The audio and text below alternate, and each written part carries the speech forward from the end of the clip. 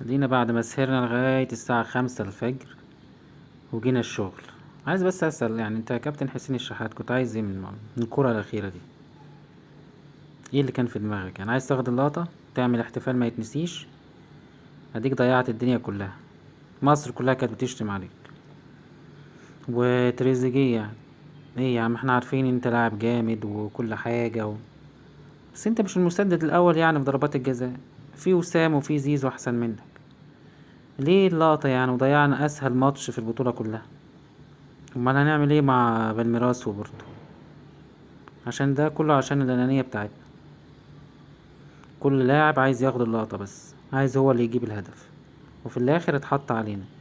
نفس كل كاس عالم برضه، لازم في لاعب كده يبوظ الدنيا كلها عشان يستريح، يبقى هو النجم بس.